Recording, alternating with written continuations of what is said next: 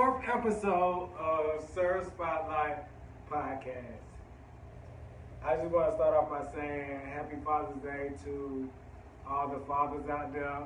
And also I want to say thank you to everybody who's been rocking with us through my new endeavors and having a podcast spotlight other people. Couple things I want to let you guys know before I bring out my next guest is that we have 2 more episodes until our final episode, which will be August 2nd. It's also my birthday week, so I plan to have something special in store for you guys. That particular show.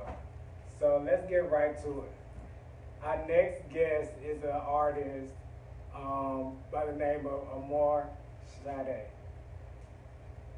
She is going to be talking a little bit about how she got started. You know, we're going to get a little bit into her personal life and stuff like that. So everybody welcome Sade.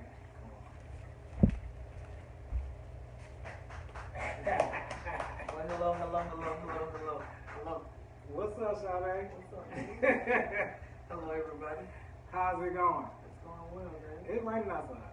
It is, but it's not raining on the east side. That threw me off. They say it always rains on Father's Day. I apologize, fathers. So look, Amoursade. I know you as Sade. So we co-workers, and it was after working with you for a little bit that you told me that you do music and stuff. Yes. You sent me a couple of links and whatnot. But for those people who don't know you or whatever, like, I personally want to know, which is my first question, where you from? I am from Decatur, Georgia. So I'm from Decatur, Georgia. I grew up on the east side, particularly Wesley Chapel at the top of South Harrison. I went to La Petite off of Covington Highway, which is still there. I went to Canby Lane and Rainbow and Wesley Chapel. I went to Bethune Middle School. I went to Towers, and I went to MLK. I went to South Georgia College, and that's where I met Drop Top Kid. Drop Top, yeah. We're going to get into that in a little bit. So yes, I am from Atlanta. I am from the east side. So like I said, we met at work. And so what you do at work and being an artist is not really, I would have never, like I work in food. I have my own event planning and catering business. So how long or when was it when you first decided to be an artist or do music? I was always an artist. I always used to write poems. I used to write poems to the guys I used to talk to. I did mess with men before I did move on to other things. So I did used to write. I did used to write on poems because that was my way of expressing my feelings. I used to write poems for my friends that couldn't express their feelings to their boyfriends. So eventually poems turned to songs when I was 18. So I've been doing this for a while, but to say that I've been making some progress would be this year. And it probably took about 12 years. So if anybody else has been doing anything, keep on going. It's consistency. And you may not see progress or anything for a few years, but you gotta believe in it.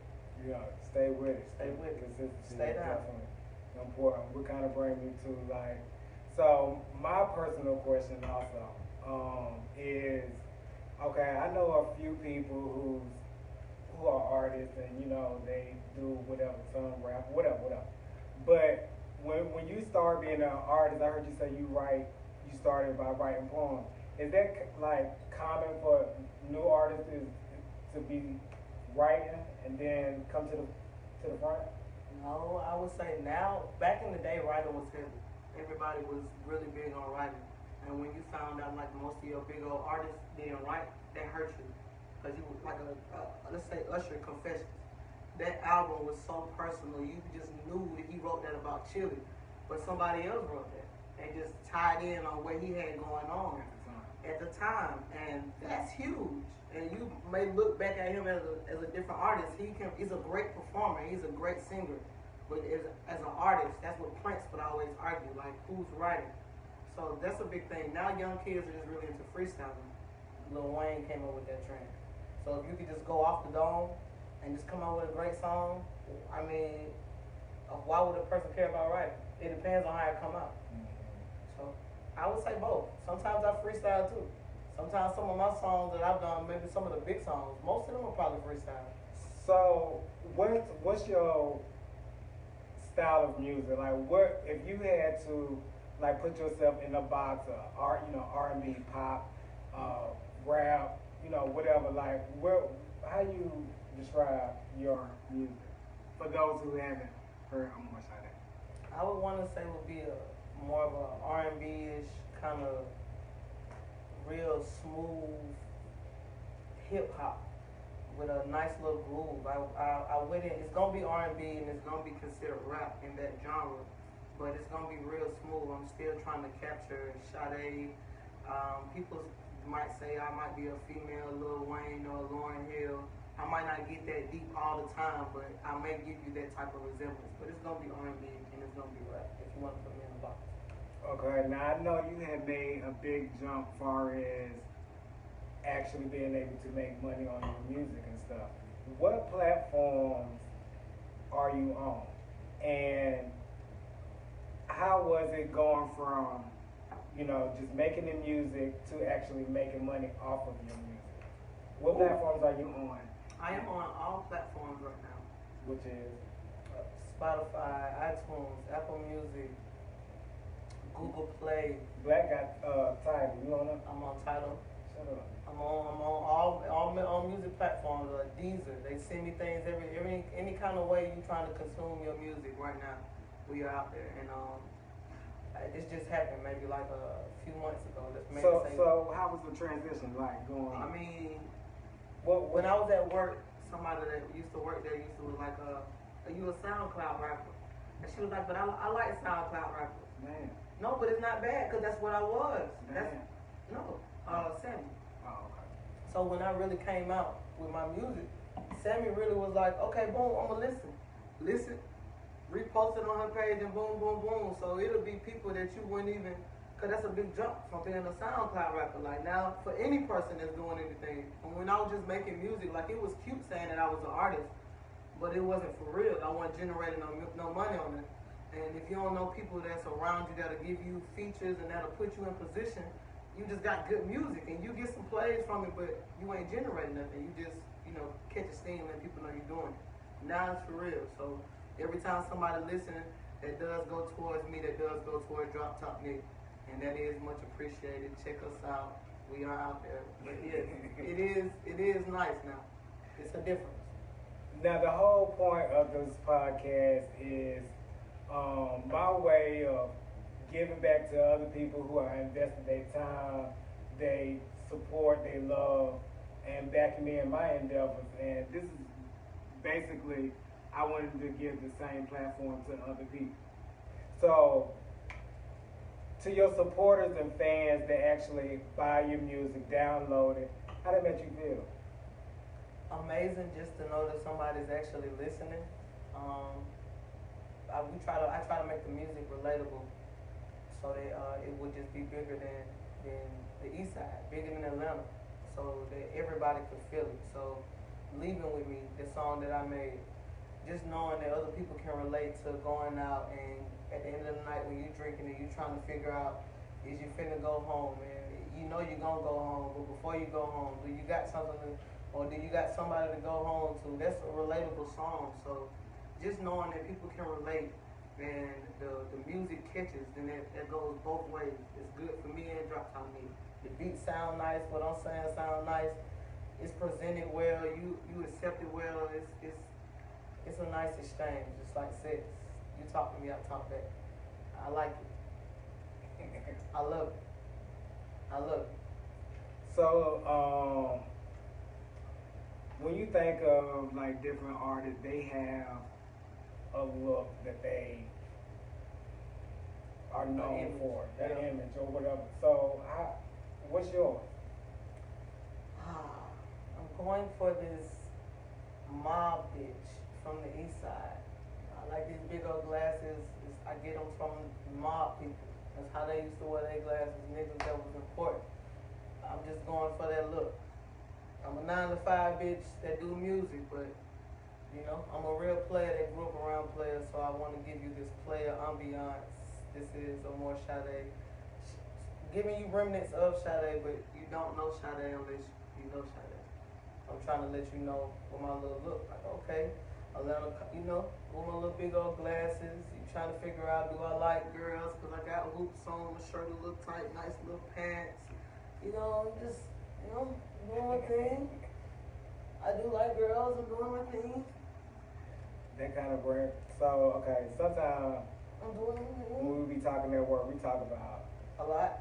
a lot, like as far as sex wise, we might do. talk about the same sex, Or the opposite sex, Touche. both sex. Yeah. Touche. So what's your play? Like how you get down? I mean, just how you get down. Cause I know it's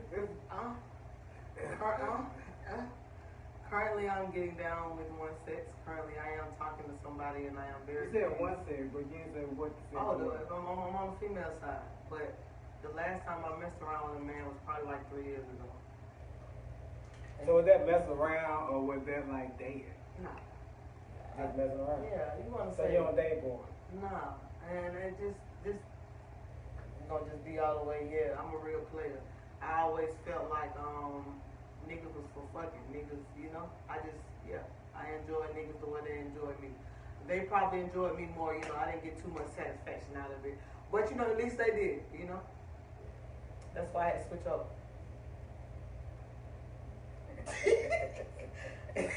So which one, like? I like females more. So yeah, cause you actually date girls. Yeah. Now back at the beginning, you were saying that you met Drop Top Nick, which is My producer, engineer, my friend. I couldn't do this without him. So how did this relationship start? Was it like you met y'all friends and then y'all decided to do music, or you met in college and We met in college. Initially, we wasn't set up to be friends. Some kind of way we just came together through a mutual friend, and it worked. We both play basketball, so we have that common I didn't bond. know that. Yeah, I didn't know you back then. Yeah, I'm a basketball player, and Nick is as well. Nick can beat me. I will say that. She beat me all the time. I'm gonna be honest with what I got going on. I'm fat, but I'm lazy as well. So that's how you gonna catch me, you know. And it's not just with smoking, cause we all grown. Everybody do what they do. But I will be honest about the people that can beat my ass in sports. You may not. I know for sure my partner can. So yeah, we had that common bond, and truthfully, she always played the drums. I was always doing music, and I was always talking about this. I have videos of all this. So y'all met on what? Like y'all met Just on on- what kind of tip? Just Like, friends, just kicking it in oh, college. okay. Not even on music. And then how that come about?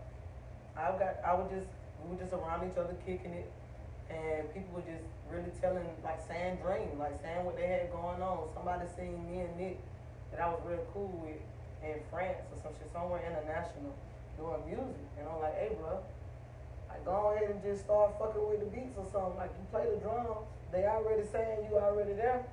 So I'm gonna say that was me pushing it. I push a lot of things. I ain't gonna say I don't, you know. So I did push it. She started making beats. Some of the first initial beats were like, alright, but I'll be honest about it, because you gotta be honest about everything. Honest criticism is, I be like, yeah, I ain't really feeling it. And she could have just got down, gave up there, because that's how it's like. Either certain people got the morale to keep going. Alright, they ain't feeling this. Let me see what she'll feel. Okay, eventually she gave me something. The first beat was probably leaving with me, and then after that, she started like, now she know my vibe. That's not it. The song I like was I don't know the name of it. Last time. Yeah, that's it. Oh, okay, yeah, I like it. And that was one of her first, like one of the first real beats, and I knew sort of kind of when she played it, that was gonna be big. I knew that. So we about to wrap up in just a couple more questions. If anybody want to ask Amoursade anything, just type that in. And Thank you for everybody tuning in. Nick, tell us if somebody who's still alive. Yeah, tell us any questions somebody's saying. What's next for Amoursade? I know you just dropped a video, which is the second one I've seen. Okay, so we didn't drop. We got 2 videos. We got videos for social distance and nigga neither. But since everything started happening in the world with like just the deaths and killings in June been wild. We really just wanted to hold off and just wait till July. And if July get wild too, you know, you just don't really want to seem like you're promoting too much right now besides the music, because it's a lot of shit going on in the world. A lot of people are suffering. A lot of shit going on, and you know, social distance would be a great song to push. But I just want to make sure the time is right in it, where everybody could just actually appreciate it. Don't seem like I'm just trying to, you know what I'm saying, push my wheel, even though this shit fucked up. And I understand it. For real. I get it. We trying to hold off, but I got some shit for you, but we, you know, we hold it. Okay. So drop your well, you already did the I'm on all platforms. You can check out your social media. You can check out Drop Top Nick on SoundCloud if you just want to check out some beats. You can check me out on SoundCloud for just some little boot boots. But we are on full all platforms.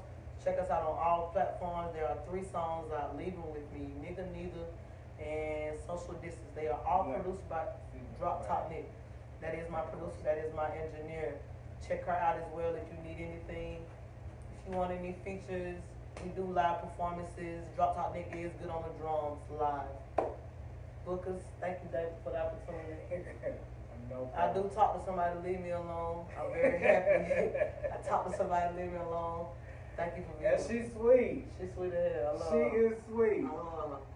I love her, whoever she is. I do too. I love her too. She feisty as hell. Yes. I need that though. She's a sweet girl. Touche. She's a sweet girl. Touche. Anyway, thank you.